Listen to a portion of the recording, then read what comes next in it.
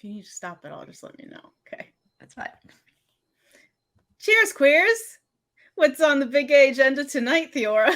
Yeah, tonight we are going to continue our Heartstopper Season 2 discussion by shooting on over to episode 3 called Promise. I promise this is a great episode, because aren't they all? I was trying to figure out something to say I promise with. I love you. Well, how could it be bad? Because, in the last episode, Tao asks Isaac and Charlie to help him with Elle, and it starts off with said help. And this is one of the cutest scenes in the show, where they're like in the art room and they're sitting in front of an easel, and I think it says like Elle date ideas, and they're just trying to help him figure out like what to propose as a date to Elle. But I love that they're in the art room and it's an easel on a canvas. Like, it's so perfect. Their like 5th anniversary gift to Elle. Is that easel? Canvas. Yes. Or not the easel, the canvas, right? Oh my god. That would be so cute. I hope they saved this. I feel like Tao's pretty sentimental, so it's probably like in the back of his closet. Right. Oh, I'm sorry, I misspoke. It says ultimate Elle date, which is so fucking cute. Okay, and so they're trying to spitball ideas. And so naturally, Isaac suggests this book swap date. And like the way his face lights up when he's talking about it is the cutest thing. It's so cute. But of course, Charlie's like, that's your ideal date. I think Tao says that. Is he? Oh, is it Tao? It's like, I think that's your ideal person. Right. This is ultimate Elle date. Help Tao with. But I love seeing that. And then he gets kind of a book date later, but he does. But I mean, books are art. Elle might be into it. It's not too far off, but it is that is Isaac's perfect date, is a book swap date. Somebody suggests a book to him, which I love. And they should have done painting with a twist or something. Yeah, honestly. There's so many, see, you just needed us there. I know. Tao, can we be your friends to help you? Yeah, painting was supposed to be good because we've seen Tao's drawing skills. He needs paint with a twist. So that equals the playing field between the two of them. And it would have been better than what they actually did. But we're jumping ahead, so. The idea was there, just the execution was bad. So what anyway, so Charlie and Nick do. Charlie and Nick are just basic bitches because according to that's what Tao's energy was like after he hears what they do. He's like, you guys hang out, play Mario Kart, and go to the beach. Boring. But I mean, Mario Kart's not boring. No, it's not. But for Tao, in this moment, he's like, first date ever with Elle. It needs to be epic. It needs to be the ultimate date. And so his thoughts are just like in the clouds. He's like, amusement park, recreating 500 Days of Summer. Like, he's just thinking big. Go on a hot air balloon. Yeah, I'm surprised he didn't suggest that. Because, like, that's the level of just, like, idea he's at. So, like, beach, he's like, no. Knock that up like 500 points. Like, what are you doing, Charlie? Not helpful. But it's sad, though, because if Tao would just sit and think about, like, him and Elle, kind of like you did when you're, like, painting with a twist, like, that combines both of your interests, Tao is really just thinking about Elle and how to impress her. And in a sense, he's kind of erasing himself from the equation and just making it all about Elle, which is the problem with the first date. But it's better than just thinking about himself. That would be a Ben Misery date. Yes. You know, like he would invite you to a movie that you hated, and he'd be like, whatever, we're watching this. Nah, he'd invite you to a closet. Yeah. A dark alley. It would not be good, is what we're saying. It would be terrible. You'd be reenacting a horror movie with Ben. But yeah, so it's already off the bat, like, Tao is just conforming and, like, not being himself. And so it's just, I feel bad for Tao. He's just really scared of, like, losing Elle, and it's just clouding his judgment. I really kind of want badly. to see them all go on an IKEA date. I mean, I want to see the entire cast in an IKEA. I think that would be fun. Like, screw Paris. Like, let the Heartstopper go to IKEA. That would be hilarious. You could see all their personalities there. Like, it would be so funny. Yeah. Okay. What do you see when you envision this? Just like Darcy playing with everything. Everything. There's a kids section there, so I feel like Darcy would like go there and just be like playing with everything. Isaac would probably just be looking at like the designs of things and just like really contemplating. Charlie would be staring at Nick the whole time. Yeah. And Nick would just be like a puppy dog, just like going around to everyone, seeing how everyone's doing. Let's see, what would Tao be doing? Tao would be misusing things. Yep. I'm trying to try to jump scare Elle somewhere in the kitchen area or something. Or like I know in mine at least there's like this whole bin of stuffed animals. Maybe he's just hiding in there. Yeah, and he like pops up. Yep. And then someone definitely throws meatballs and someone else is catching them in their mouth. That sounds like Tara and Darcy. Oh my gosh. And then someone's trying to get into the kid area, but they're not allowed because they're not children. Like the play area that parents leave their kids at. Which is separate from the kids like section of the IKEA. The toy area. Like the toys for sale versus leave your tots here while you go shopping. As long as they're potty trained. I want to see this. If this fan fiction exists, send it to us. It's really specific. And if it doesn't, somebody write it. Oh my god. So unfortunately, you have to leave fictional IKEA and go back to Truum to follow Nick and Charlie, because in the last episode, Charlie, or the pilot back, whatever, 2 episodes ago, Charlie rejoined the rugby team. So that's been happening. But now at this point, it's the end of rugby season. It's already over. But before it ends, Nick does manage to find some time to gay stare at Charlie on the field, and there's some leaves happening. So I'm glad that happened. But the key of this scene is that Nick at this point still hasn't made peace with the rugby lads like he wanted to, because excluding Harry, they're good guys and they're his friends. And so they, on their own, like the non-toxic guys, try to reconnect with Nick independently at the end of this practice. And here they apologize for what happened at the movies where Harry was, going off on Charlie about being gay. And they apologize and they basically say like they're sorry that they didn't do anything, which is a really good lesson. Like, I'm glad they have this scene in here because you don't always know how you're going to act in moments like that. Even if you understand what's happening is wrong. Like, Harry's their friend. They had seen, they mentioned they've noticed that behavior in him, but they never really made anything of it. But when the thing went down with Charlie, it was really apparent that like Harry was in the wrong and like he has this toxic behavior.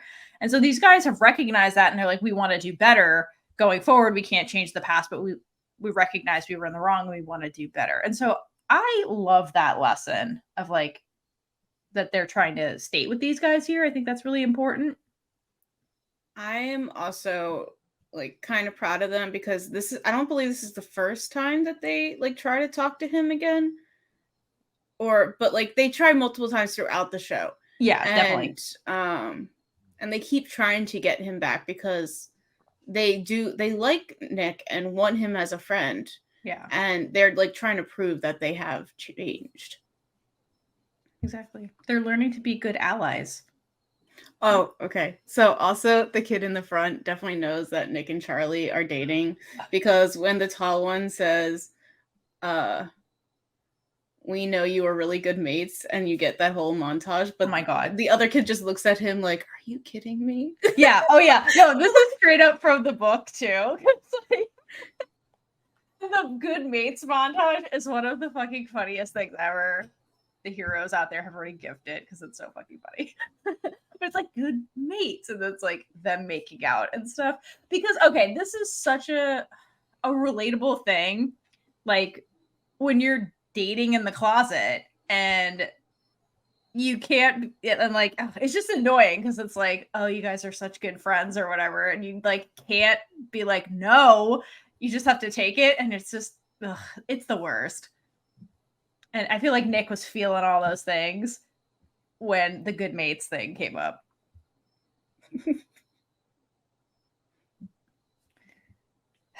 But okay, so then at the end of this too, they invite Nick and his good mate Charlie to the ends of exams party that one of them is hosting in the woods by his house. And if you say that out of context, it sounds really weird. Yeah, like they're just like this could be a horror movie. It could be, but the goal is to just like burn all of your GCSE stuff and just like cleanse from that big exam. They really needed the fire department there. Like, oh my god, that was a big fire. We will get to that when we get to that episode, but good lord, that fire was necessarily humongous. I think that's in this episode. Is it this episode? We'll see. Oh, it is this episode. It's later this episode. Sorry. But the fire, yeah, it's unnecessary. So after that, Nick and Charlie, this part's amazing. This part's hilarious. Nick and Charlie meet up in the storage room. Like they're putting away all the rugby stuff because end of practice, we got to put everything away. And they're alone initially. And Nick expresses his frustration with people thinking they're best bros. And he promises that, like, look, I'm going to come out to the lads. Like, I'll do it at the party because they'll all be there. What a great time to do it.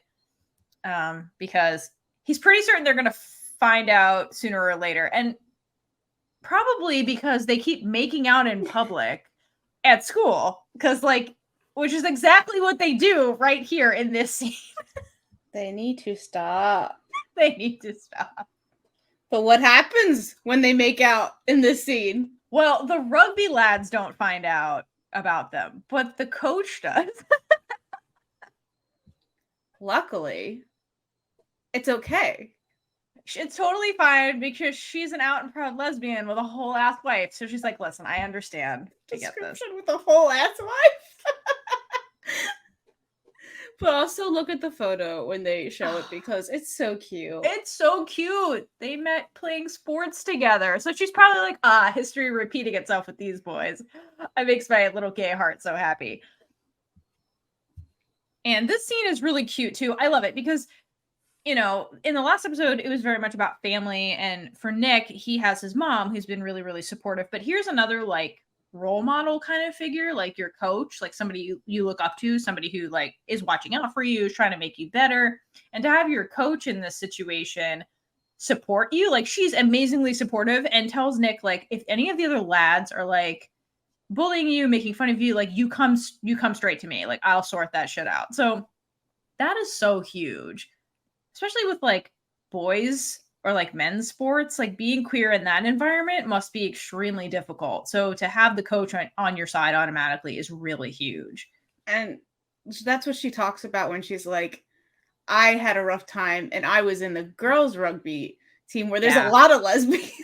Yeah. Go watch the World Cup. They're everywhere. And that was hard. So I can't even imagine, poor Nick, what you and Charlie may go through. But yeah. So I love that she's automatically really supportive. Oh dear.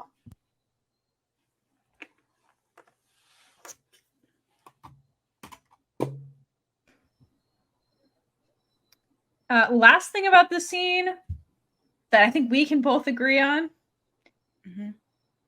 is, okay, the setup of this room. So Coach has got a desk kind of like in the middle. Nick's on the opposite side of the desk. There's like a window, the door, and then there's all these basketballs. And they're all sitting on their own individual, like, resting place. Like, it looks like when you put the egg on to like dye the eggs. What it looks like. This little like piece of metal with like a hole in it, and it just sits. And it's every single basketball has their own individual one. Like, to me, that seems really weird unless you're never going to use those basketballs. Because it's also really high. Yes, they're really high up, and there's not an efficient way to put those basketballs back. Like if you had like you saw the way they were cleaning up the rugby stuff and putting it away. Like there's no efficient way to just like you have to individually put them back. Like who thought that was a good idea? Okay, so all right, I have a theory now. Okay. So each basketball, each year, is she the basketball coach too? I don't know. Like now I'm trying to figure this out. Does she just coach her all office to begin? Is she like the PE? She might be the PE, like she might run physical education and also be the rugby coach like after school. But I'm just gonna say that she's the basketball coach too. Sure. Okay. Because this is for my theory. Got it. I think each year she picks one of like the most promising student and has them sign a basketball, and then those are the display. They're trophies. Yeah. Yeah. Okay, I like that. That makes way more. It makes way more sense for those to be display basketballs, not play basketballs.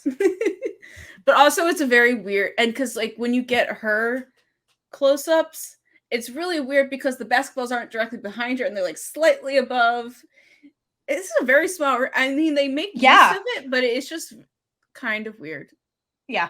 I just can't get over it because like aesthetically, I can understand why you would do that because it's obviously it's a cool shot and you're like, yes, she is in charge of sports. But practically, it's really weird. What says sports? Basketball. Basketball. Actually, would have made more sense. Nope. Let's not go there. Okay, we're moving on. Let's go to study hall. So, so then we get this like study hall period. Nobody's in the gym, but everybody's in true room is in different places in the library doing different things. Tao is doing my favorite thing, which is Googling how to ask your friend out without being weird. It's such a Tao Google search, if I ever heard one. But when he's Googling, you see that another question is how to ask out a friend over text. The answer is you don't. Yeah. I'm glad he didn't click that one. I would have been ashamed of you, Tao. You do not do that. Especially when you know them. Your ultimate date cannot start with texting said date. Like, just not how that works. I mean, Charlie and Nick would do that and then just text the whole date. Oh my god. It would just apparently that's what they like to do when they're next to each other. Yeah. See, it's too basic for Tao. But speaking of Nick, him and Charlie are in their own section of the library. Nick is moaning on about like studying for his last exam. So we're 2 exams down for Nick, 1 to go, and it's chemistry. And Charlie decides to help him prep for this chemistry test rather than write his history paper that's due in a few hours. Like the history paper he's been ignoring since Parents' Day. Which is how long? Since Parents' Day. Like that exam, that paper has been due since then. I don't know how much time has actually elapsed. Because in my head, it's months. Yeah, I know. I don't think it's been months, but I'm not sure. Regardless, though, the most ridiculous part of this entire episode is the fact that Charlie writes that paper in the next like hour and then turns it in. Like, if that's all it took to finish this paper, why didn't you do this weeks ago? And then the band with Nick would have been gone. See, in my head, it took him all day, and then I was trying to figure out how the hell he has time during that whole school day to write an essay.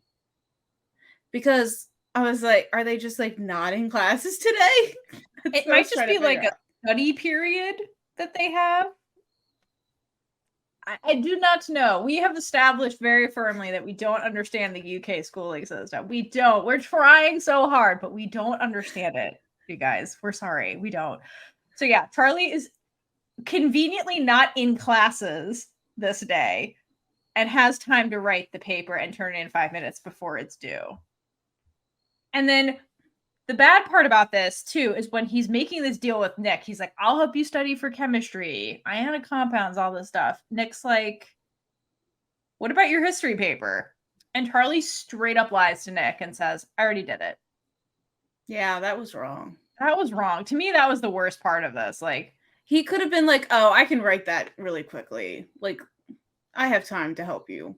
Like, do that instead of, oh, it's already done. Yeah, but I think that Charlie's knee-jerk reflex and why he did it was that, like, he's like, if I said all those things to Nick would then stress out about me finishing my paper and not focus on this exam. He's just trying to do everything in his power to make sure that Nick has no extra stress coming from him, that he, like, straight up lied to him here. It's kind of fucked up. It is.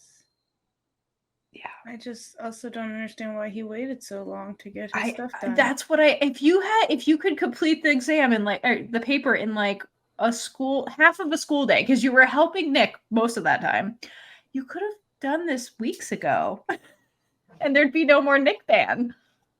I don't get it. Yeah, I mean, I really don't.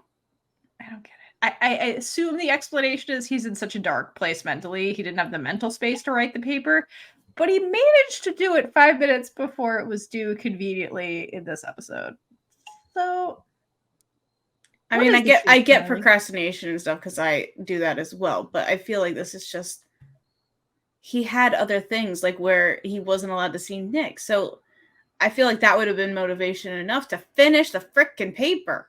Yeah, that clearly wasn't that hard. But anyway, it is what it is. During that whole conversation, I don't know if it was the whole thing, but at some point Nick puts his head on Charlie's shoulder. Oh, he does. In school, in public. Yep. But no homo. No homo. They're not. They're good mates. They're just good mates. The best of mates. The best.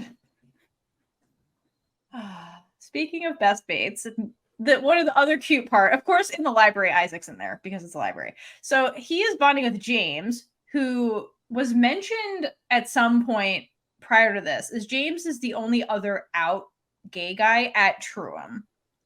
So they're adorably bonding over putting together a Read with Pride book display in the library. And they're like setting up all these books and like decorating it with like all the flags. It's the freaking cutest thing I've ever seen. There's Isaac's dream book date, like creating a display like this. Like Isaac's face is just filled with so much joy. He's so happy. I'm so happy for him. But I also love that they're allowed to have a display like this in their school. I don't think we are in America anymore. We're not allowed to have books in America, but especially this display, because it's not just like books with queer characters. Like the books they specifically have on display are ones addressing and explaining sexuality. Like they have the Ace book that comes up again later. They have ones about bisexuality. Like that would definitely not fly at an American public school. Yes. But I love that for them. So they're not studying, but they're making a fabulous use of their time. So Nick takes his chemistry exam. GCSEs are over. All the lads run out of the room, throw their shit up in the air. We are ready for Paris. Mr. Farouk is like, enough of this shit. Get out of my sight unless you're here from Paris. Because we got to talk about it immediately after your exam. You're getting ahead of ourselves. Because when they're just finished the test, there's this overhead shot. And it's a little askew. I didn't read too much into that one. But the colors are very contrasty. And everything is very uniform. Just like how the test is. Oh, you mean the one in the gym? Oh, dang. Oh, I like that. Is it supposed to give you anxiety like you're about to take a test? I don't know. I just liked it. I also love, I think that's here. At the end of this, one of my favorite things too, when the exam is over, the coach, because for it's in the gym, so she's in charge of the exam because that's her domain. When it's done, she's like, put your pens down. Nobody in the room has a pen. They all have pencils for this exam. So what was this line? I forgot about that. Yeah. It made me laugh so hard because it's one of those standardized tests. So like part of the instructions are you have to have a specific instrument, like a specific kind of writing instrument. Wait, they're universal, right? They're what? Number 2 pencils are universal, right? Yeah, like yeah, like that's what I mean. Like if it's a pencil, they'll specify pencil versus pen, and then if it's a pencil, what kind of pen? Like a number 2, a number 3. Like, side question. Yes, we always say number 2 pencil. Is there a number 1 pencil? I think it has to do with the diameter of the lead. Maybe, but like if you sharpen it, it's different, and maybe for like drawing. There's a number one. In the UK, if you use number one pencil, can you please let us know? We obviously don't know a goddamn thing. So About we should school. put ourselves out of our misery and just shoot on over to Paris because we can't with the school. So of course we're gonna have the joint Paris trip meeting interim because everything always happens interim. But Higgs is going to, which is amazing. I know you keep bringing up that everything happens in Truum. It does. So my theory is boys always get a bigger budget, so maybe they have better facilities and are able to bribe the teachers to do extra things. I think you are absolutely correct because patriarchy, Kaitlynn. You're correct. So Higgs has to get over to Truum, and on the way, Tara and Darcy are having this really cute banter with each other because that's just who they are. And Tara gets so caught up in the moment of how cute and adorable this is that she says, "I love you," basically to Darcy for the very first time. Because you're annoying. Yeah. She was being her annoying self, and she likes that about her. And the conversation itself is really cute because it's just, you know, Darcy being playful. And she's like, "Oh, we're going to spend so much time together on this trip, and you're going to get so annoyed with me." And I think that language is really indicative of Darcy's fear. Mm-hmm. Because Darcy has this default where basically she uses humor to kind of like keep things surface level and to like deflect her own feelings. But like, although she's being humorous in this conversation with Tara, her insecurities really creep into it when she's saying that.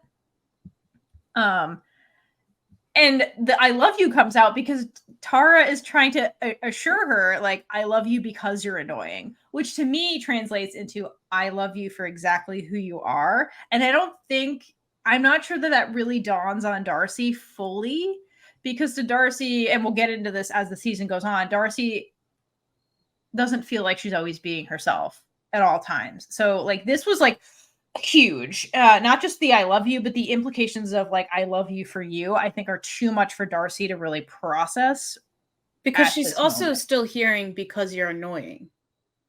Yeah, that's true.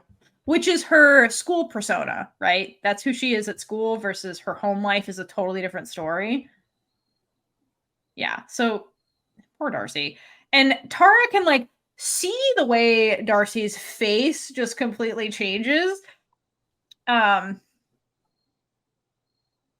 so like Tara starts like backtracking because like Darcy can't process this. And I think that while Tara was doing that to kind of like get Darcy off the hook, because in a way she's like, "Oh, that was too much too soon," kind of thing. She's freaking out. "I don't want you to freak out. Don't worry about it. I don't really mean it like that. It was just a casual. It was casual. You know, I'm just kidding. You know, whatever. Oh yeah, so casual. So casual. So it's like we're gal pals, you know." I think Darcy unfortunately takes that as confirmation that like nobody can ever love me kind of thing because from what we know from her home life, like it's not a loving environment. And so I highly doubt she's really heard those words genuinely spoken to her. And so to have Tara say it and then immediately backtrack, I think that like was a little triggering for Darcy. You know, and yeah. And then so Darcy just like basically like, "Okay," walks away and then tries to use humor to cope with it by telling Sahar prom should be vampire themed. Yep. Which she really wants this vampire theme because it comes back again. She wants vampire themes. She throws out pirate themes. Like she wants like a 5-year-old boy's birthday party. Yeah. No, I'm surprised she wasn't like Marvel themed at one point. Because she does bring up Mario and Peach. So like, yeah, you're right. It is like a boy's birthday. That is Darcy in a nutshell, to be honest. And Tara is understandably completely confused by this, what just happened. Because like none of this was planned. And then the reaction was just, wow. But I think Tara in this moment, it's kind of maybe starts to become more apparent to her that the two of them don't really have meaningful conversations with each other, or it's rare that it happens, particularly ones that are about their feelings and how they're feeling in the moments. So poor Tara, she also, I feel like, doesn't know what to do with this, but instead of like jumping into like clown mode, she just looks really crushed after this happens, which is really sad. Yeah, and she hate looks that like that a lot this got season. But of course they did. Yeah, no, she does. She just looks really crushed this whole season, and this makes me real sad. And I think Darcy is too, but just doesn't show it. Yeah, you know, I want more for them next season. Me too. But during the meeting, I don't know if someone might have asked Isaac what he's reading, but the book Isaac is reading at the meeting is called Book Lovers by Emily Henry. And the rights were sold to make it into a film soon. So we can look forward to that. I hope he's in it. That'd be cool. Meta. All right. So at this meeting, another cute thing that happens when they finally get inside and sit down, James comes over to invite Isaac to the big bonfire party that's happening. And he's like, yeah, you should come. And all your other friends that are staring at us having this conversation. Oh my gosh, I love that. It always makes me laugh when someone then realizes there's more people and like, oh, okay. I gotta love that tunnel vision. It is really fucking funny. But something that people don't miss is the fact that Tao is not with them, and everybody's like, where's Tao? And so this whole meeting goes through where Mr. Farouk and the art teacher, whose name I forgot. I apologize. The art teacher? I can't remember his name. I'm so sorry. I keep wanting to call him Ben for some reason. So my notes are always like the teachers or Farouk gives the art teacher. So bad. I love them though, to be clear. But I just can never, his name doesn't stick for me. I so apologize. It's because everybody keeps saying Mr. Farouk over and over again, so his name is more in my brain. But at the meeting, basically they're like, okay guys, well, when we're in Paris, you guys are gonna have to be roommates, and girls with girls, boys with boys. There will be no cross-gender sharing. Oh no! Darn! Oh no! Which cries and lesbian. So the girls all decide to room together. So it's gonna be Elle, Tara, Darcy, and Sahara, and then for the boys, Nick, Charlie, Tao, and Isaac. And the saddest part of all of this is when the teachers are like, okay, Bree can find 4 people to room with. We shoot on over to poor Imogen, who gets ditched immediately by Ben, who she's sitting with.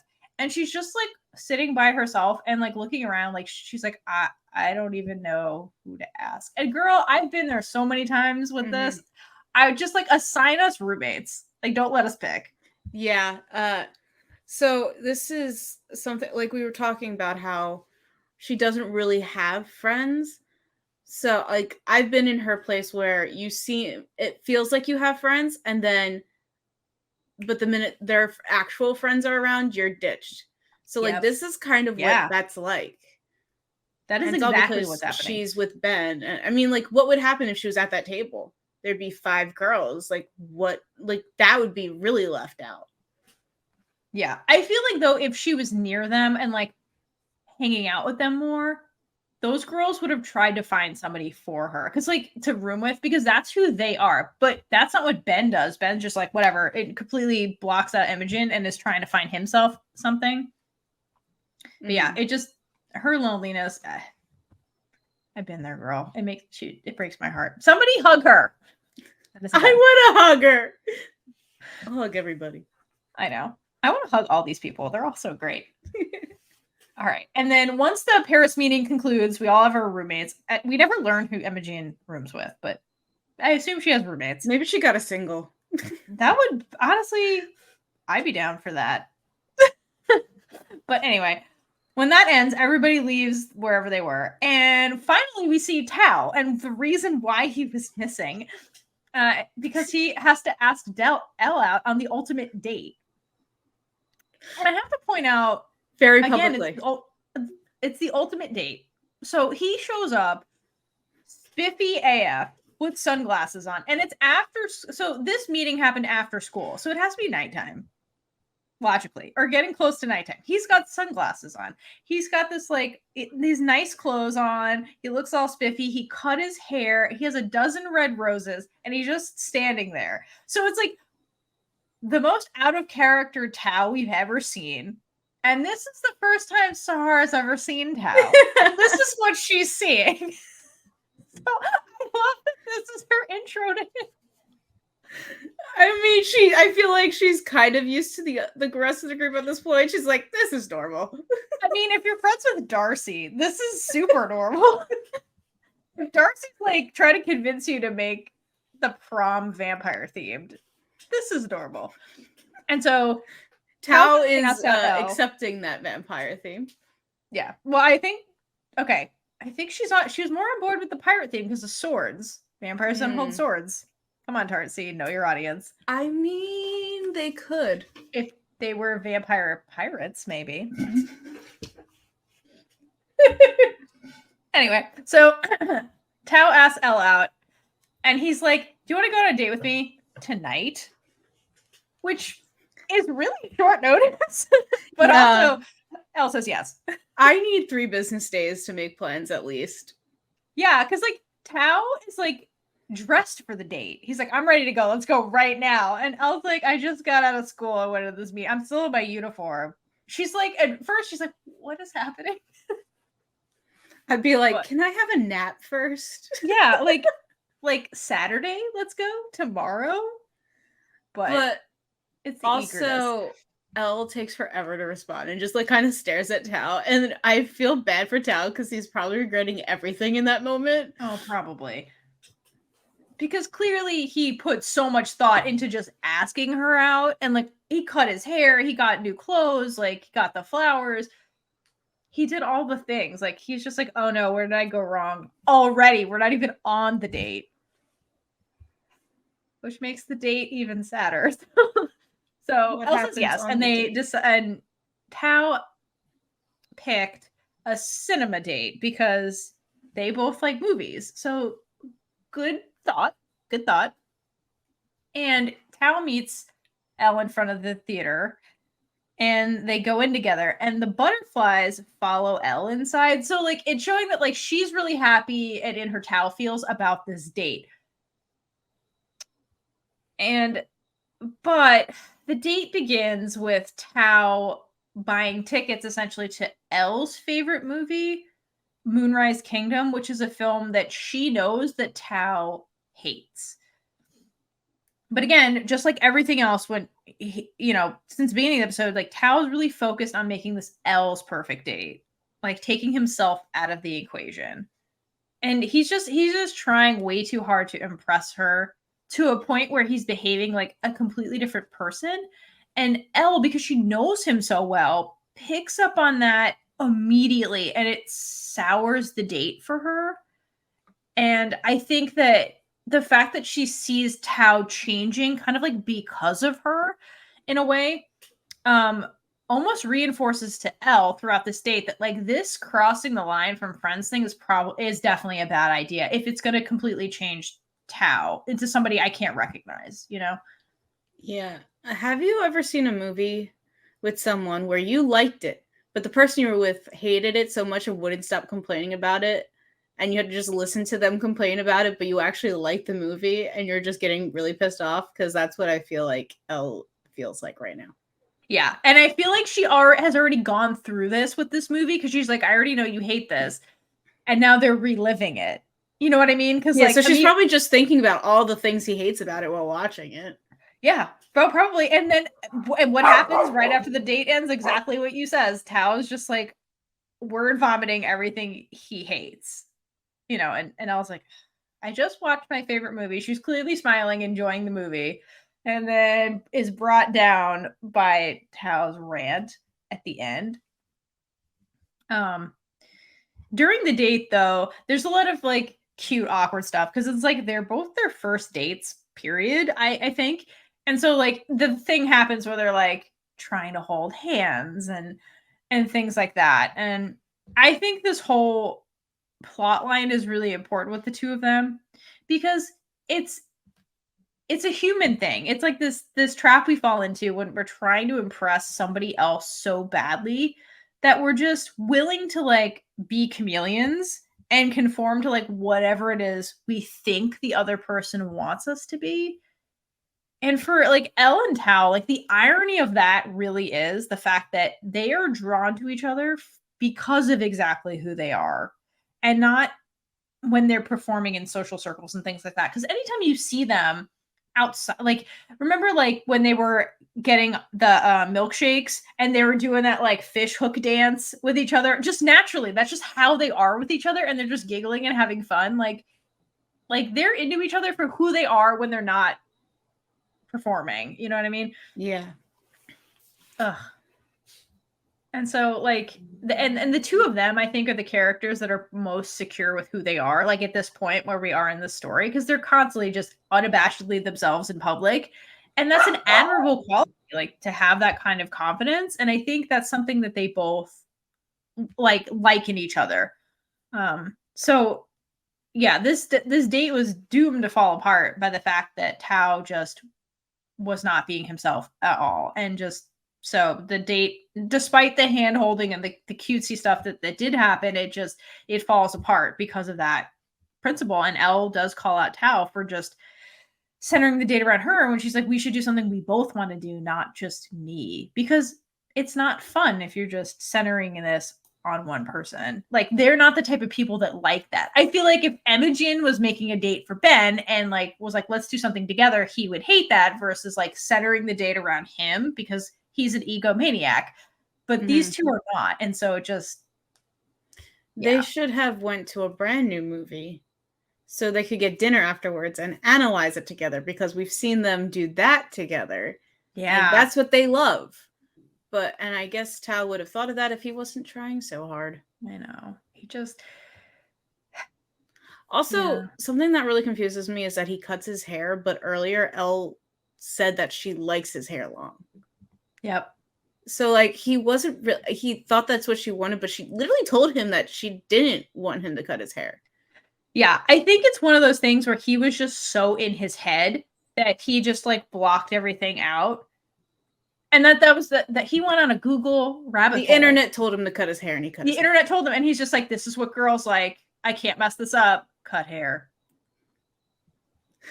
Also, I love the comically large food they have. Oh I feel like the only thing they could do is to signify how outrageous the food is at movie theaters. But their drinks are so small in comparison to like this large nacho thing. It was a normal sized drink with like a XXX popcorn and a XXX nachos. And they ate like all of it. So kudos to them. At least the food was good, I guess. Yeah, I guess they really don't need dinner now. No. All right. So even though the date went poorly, at the end of it, they still decide to go to the bonfire party together. So we kind of cut over to see what everybody else is doing at the bonfire before they get there. And we have James and Isaac immediately are just like, go off and do their own thing. And I love when they run away. And Isaac is like, oh, we're running. That's one of my favorite moments. That's adorable. So adorable. Oh, dear. Shush. It's so adorable. But even if they are just friends, they're still adorable together. But Isaac needs a friend who shares his love of books, because it is really tiring to only have friends who don't like what you are most passionate about. Because like I've always like been obsessed with TV and stuff, and I would want to talk about it nonstop, but I had no one around me who wanted to talk about it. So I think that's why, especially in the beginning of this podcast, I cried a lot in these things, because I was just so happy to have people in my life who wanted to talk about the same things that I did. And it's you need it. Yeah, I totally agree with that, because I've seen stuff online with people kind of talking about the friend group, because okay, let's think about their friend group for a second. So Tao and Charlie became friends like when they were little because they were paired together in school and they bonded over a shared interest of Radiohead. So it's established that Tao and Charlie have things in common. We never learn about how they became friends with Elle or Isaac, but it seems like Elle and Tao have that art thing in common and movies in common because we've seen them independently by themselves sitting down watching movies. Where does Isaac really fit in? I feel like they got partnered up with Isaac when they were like older than when Tao and Charlie became friends, but it was still like that age group where you like get paired up with someone, you're like, okay, we're best friends now. Yeah. But I'm just thinking on like an interest level, like it do the other friends share his interests? You know? It really doesn't seem like it. Right. I gotta read that book. But about Allred, who what is Isaac is based off of, but yeah, and so I'm really glad you brought that up about James. Like, if James came into the fold in the like queer friend group, that would be perfect because, like you said, him and Isaac actually share, you know, the love of books together, and like I think that's probably why now that we know what we know about Isaac, I think that's probably why he lit up with the like date idea because he's like, oh, you pick out books for each other and then you exchange and then read it and then talk about it. Like, yeah, he probably needs a friend to talk about books with. I do love them as friends. I really do. Yeah, no matter what, he needs James. He does. Okay. But we have to talk about Tori now. Yes. We have to talk about Tori. So Tori shows up with Nick and Charlie. And okay. Now we have to get into the straw theory because I was always like, why is she always has a straw and a drink. And now I know from reading Solitaire that her favorite drink is diet lemonade and she's always drinking it and she does drink it with straws. But there's a theory that YouTube friend, oh my god, I'm gonna butcher this. I'm sorry. I can try to say it for you if you want. Do it. Annika Oosterink. Yes. Love you, and love you for all the comments you left on our videos about the Heartstopper stuff. Because she pointed out this, didn't mean to presume. They pointed out the Tori straw hypothesis, which is that when Tori has her drink and her straw, she is an even-tempered human being. When she does not have her drink in her straw, she's murderous and has murder on her mind. Because in this scene, she does not have said drink and no straw. And what happens in this scene? She basically threatens Nick. She's like, take care of my brother, I'll fucking kill you. And later in the bonfire party, when Nick is looking for Charlie after he lost him, she has her little drink. And she's much less murderous with Nick, even though he broke his promise and lost Charlie. But it's okay. I think that theory tracks with it does, and there's another scene where it tracks as well. Without the drink? Yeah, without the drink. Oh yes, because it's with David at that scene. You're so right. Straw. That was when she was at her most murderous because he's a dick. Yes. Yeah, he deserved it. Mm-hmm. I almost wish she had the drink and she could have poured it on him. But Tori loves her diet lemonade so much she would have wasted it, so it kind of made sense. Okay, so Nick and Charlie. So they're there together. And from the beginning, Nick doesn't seem okay. He says he has like a headache, which is not something he's not somebody who gets chronic headaches from what we can tell. And immediately Charlie's like, cool, do you want to leave? And Nick's like, no, we're going to have fun. I'm here. I'm going to tell the rugby lads everything's going to be great. But it does not seem like everything is going to be great. It's like off to a bad start, like already. And so they kind of like wander into the party and they of course find like a secluded area in the woods, not by the bonfire, where they're kind of like doing their own thing and being cutesy. And near them is Sahar and Tara. And Tara's on the phone with Darcy, like obviously asking, like, where are you? You're not here. And we find out from their conversation that basically like Darcy couldn't get a ride out to the woods. And I assume it's because her mom refused to take her, because we know what we know about her mom now. But Tara's like, I don't understand. Like, if you couldn't get a ride, why didn't you just tell me? Like, ask for help. Like, it also seems like through a lot of these conversations too that Darcy's not somebody who asks for help. It's very independent. Yeah, and I think maybe she had to be because of her home life. I mean, is her mom really taking care of her? It does not seem like it at all. Like, it seems like Darcy's very much on her own, a lot more than she should be. And Tara obviously doesn't know any of this about Darcy's home life because she won't talk about it, and so she's just like frustrated, and she's expressing that to Sahara, and she's like, I don't understand, like, why she wouldn't just let me help her. Like, I would have brought her here. We would have fun and stuff. And Sahar says, well, maybe she's just embarrassed. And so like it's interesting that like Sahar can kind of see like a little bit of what's going on with Darcy, and Tara doesn't really see it. And yeah, and what I find interesting about Darcy's situation, it's like the opposite of what's going on with Tao and Elle, because Darcy is somebody who performs to conform at home to like appease her mother, who's like homophobic and terrible.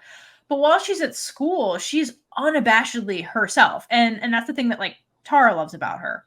And I think what really happens with her this season, and what's starting to happen now, is that she's struggling with that separation of like who I am at home and who I am not at home, basically. The closer she gets with Tara, because Tara genuinely wants to know every aspect of Darcy, and she wants to spend a lot of time with her, and like, you know, that's kind of why she wanted her at the bonfire and all that stuff. And it's pretty clear from this conversation with Sahar, like when Sahar says, oh, Darcy might just be embarrassed, and the way like Tara kind of like lights up, that she's super attracted to Darcy's confidence, because she says she's the most confident person I know, nothing embarrasses her, and she's like beaming when she says this. So, like, I can kind of see, like, why Darcy would kind of be scared to, like, confess all of these things. Mm-hmm.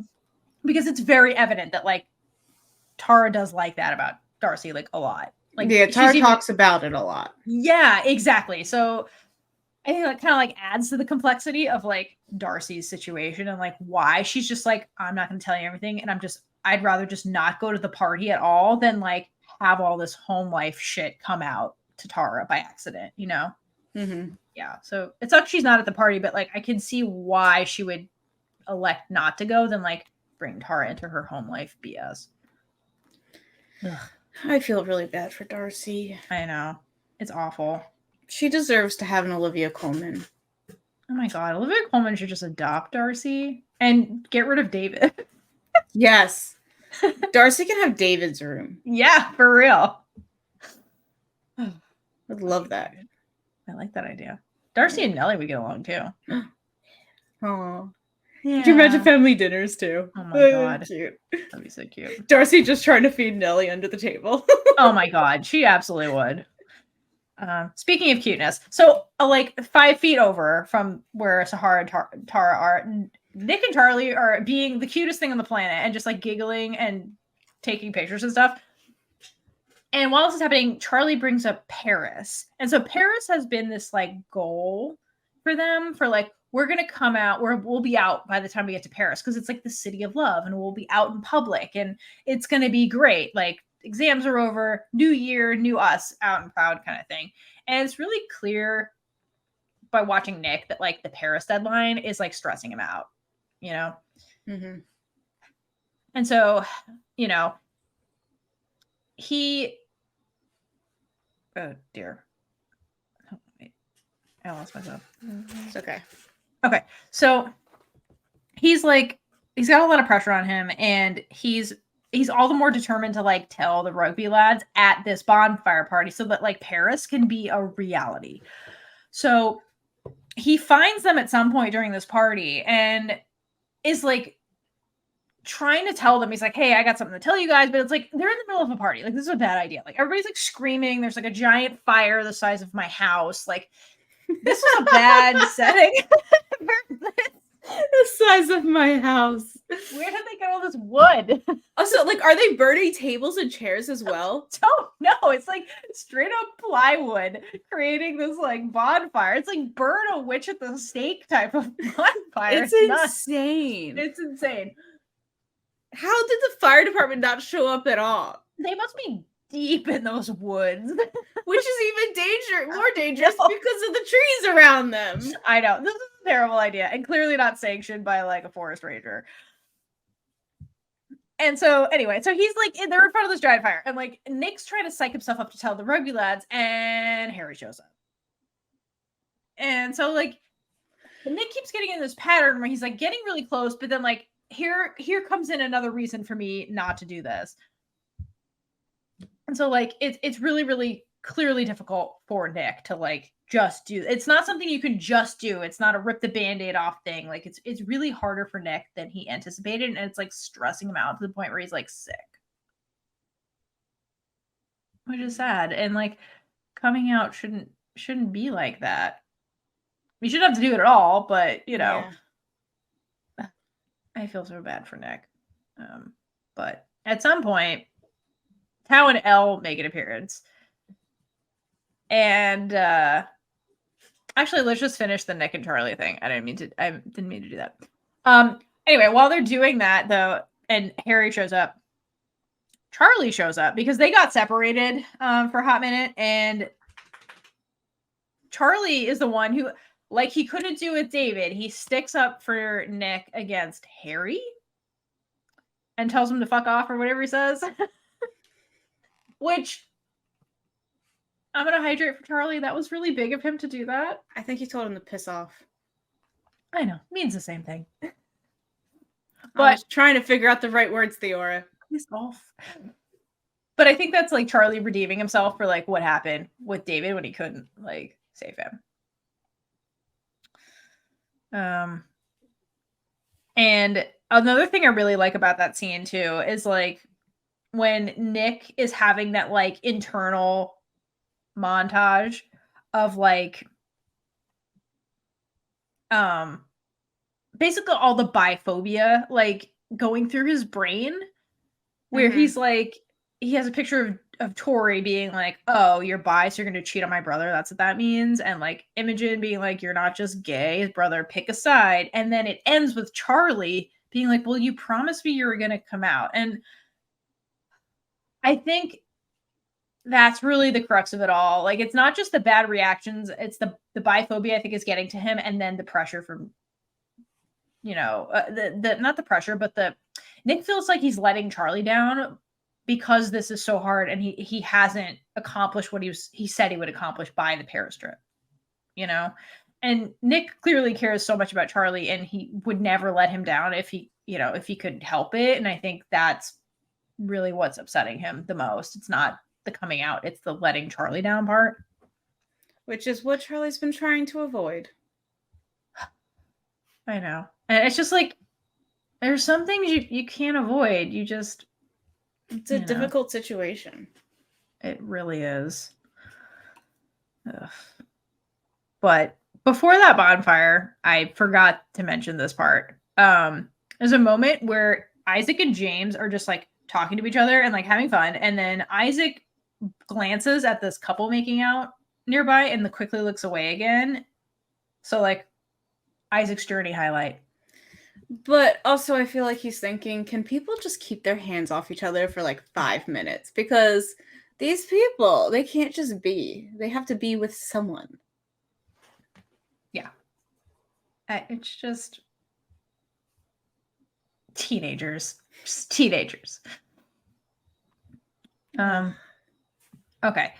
And so backtracking just a little bit.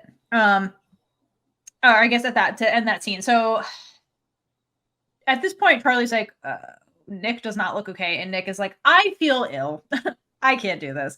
And so Charlie goes to like take Nick away, and they kind of leave. But before we get to that point, we have to talk about the Elle and Tao stuff, because they do eventually make their appearance at the party. Like, it's already like full swing. This is when the bonfire gets lit.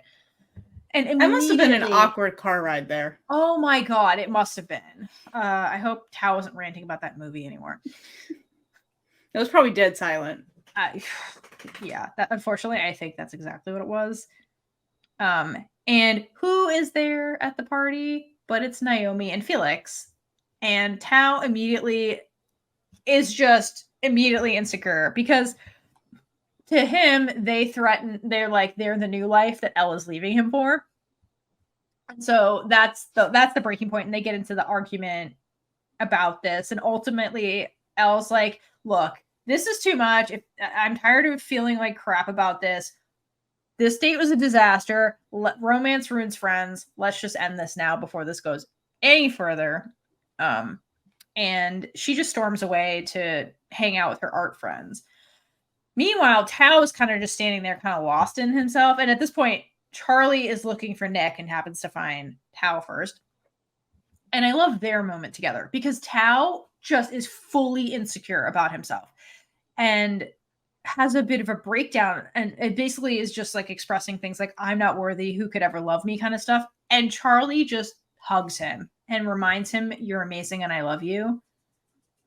And I love that scene between the two of them because romantic love is not everything. Like love between friends sometimes is more important. And so to have Charlie, who's known him for so long, be like remember who you are, Tao. You're awesome. I love you. Like I love that scene kind of before Tao leaves, like with those two.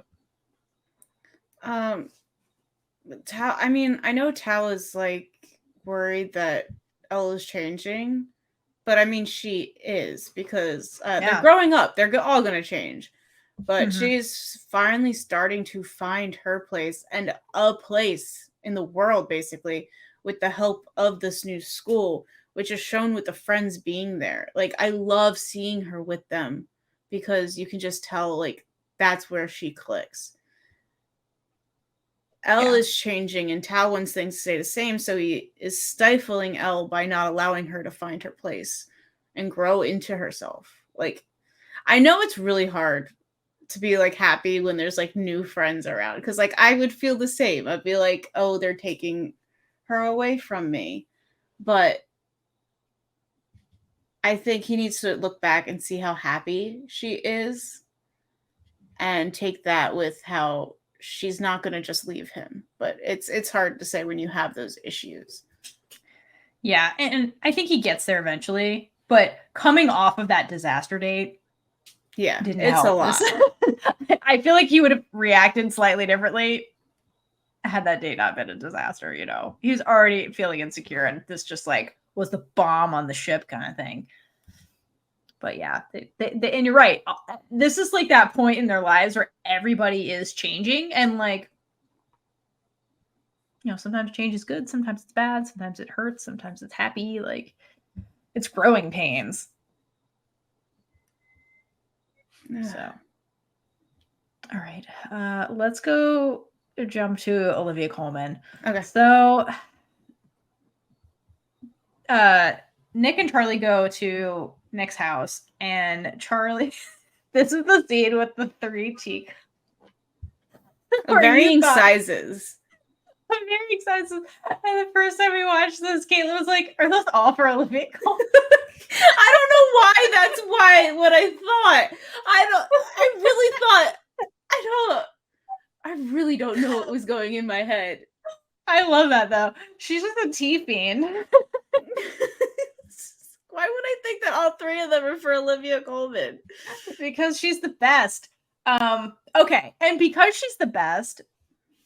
Okay, so this scene that happens with Charlie and Olivia Colman, where he gives her the tea and then he goes to they have a little chat and he goes to bring the tea upstairs. The only reason this scene even exists is because Joe, half kidding but not kidding, was like, I need a scene with Olivia Colman. Like, I need one. And so this is the scene. They literally wrote it because he asked for a scene with her. And so that's why the scene exists. That's amazing. I mean, technically he has more than one scene with her, but like one-on-one scene. Okay. Yeah. He's like, I want to see. Amazing. I know. So I love that so much. This little tiny scene is so thank you, Joe. Next season it's gonna be everyone has a one-on-one with Olivia Colman. She becomes like the therapist or something. She just runs into Isaac at a bookstore. Like, that's a concoct reasons. It's okay to question yourself. It's okay to not feel like everybody else. You will find your place. I really want that scene now, Kaitlynn. God damn it. Or she's the therapist that intervenes between Sahar and Imogen when they're trying to figure their shit out. And she's like, it's clearly obvious between the two of you. The way you look at each other. Just give each other a chance. Here's some tea. Look at each other. Look in the eyes. What do you see? You see that twinkle?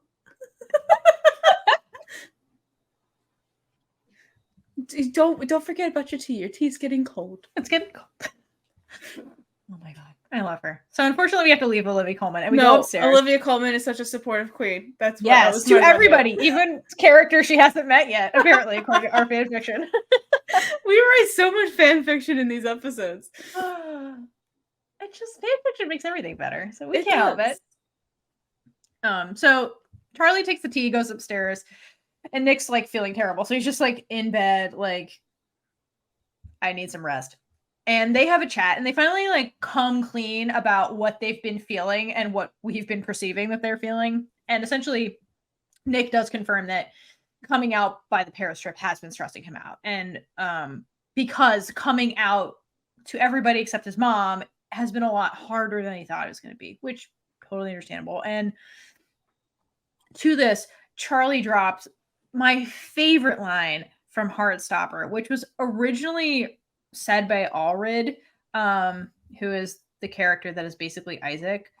And he says, there's this idea that if you're not straight, you have to tell all your family and friends immediately, like you owe it to them. But you don't. You don't have to do anything until you're ready. And in the book, he basically said that to Charlie when Charlie was like really stressed out about like telling Tao. Because like in the books, Charlie didn't tell Tao he was dating Nick. And so I think it came out about that time. But I just love that line because yes, like unfortunately coming out is a thing queer people do for straight people. I feel like, because straight is the default in everybody's brain. So you almost have to explain like, no, like I'm not the default. Because you don't want someone saying like, oh, do you have a boyfriend yet? Yes, exactly. So you have to be like, I'm not that. So you have to correct them essentially by doing this. So it's like, but the thing is, like I love this line because like you can like I understand that feeling that pressure to like you have to tell everybody immediately when you meet them or like when something comes up and like it's almost like you can't do it on your own terms kind of thing. And you constantly have to do it. Oh my God. Coming out is a forever thing. I mean, I feel like it's easier if you have a wife though, right? You just be like, here's my wife. That does make it easier. Yes, our marriage is so we don't have to come out anymore. Or is it just a gal pal that you're roommates with? A gal pal. We have gotten sisters a few times, which I don't understand. We look totally different. I'm like, how? Jesus Christ. But anyway, key message: don't come out until you're ready. You don't owe anybody anything. I love that. So in this talk that they have together, like Charlie officially takes the Paris deadline off the table because Charlie wants to alleviate all stress from Nick. And Nick's happy about this and kind of cuddles and like kind of goes to sleep. And we get this shot of Charlie's face, like kind of processing that reality. And it's very clear that like Nick not being out is stressing out Charlie. Which it must suck to be in. I understand Charlie's like why he's so stressed out. Because like it must suck to be in that position where you're like, I'm ready to be out and like have the person of my dreams be out with me, but they're not ready. And I understand why they're not ready. So it's just like Charlie is just internalizing all of his like frustration with this. And it seems like it's just getting worse and worse like each episode. Well, I feel like his first relationship was Ben and he had to hide the whole time. So he's like, I finally have someone who gets me and who loves me. Yeah. Well, they haven't said love yet, but only a matter of time. And the last important thing from this scene is that Nick drops that pet name, Char, when he tells Charlie he's proud of him for telling Harry to fuck off. I love it. If there's any time to drop the pet name, it's then. And their little conversation there is so cute. When Charlie's like, I would fight him for you. I would do all this stuff. It's so cute. I love it. Ugh. And that's Promise. Did you like it, Kaitlynn? Oh, of course I liked it. You promised we weren't lying. Yes. Good callback. I forgot the episode title. I try. Well, I challenge you to disprove me. That's the next episode. I was like, I wonder where you got that next line. All right, before I start trying to go through all the titles, I hope you guys enjoyed this episode. We're excited to keep going with Heartstopper Season 2. And until next time, hydrate for lesbian Jesus. And gay it up all over the place. Bye. Bye.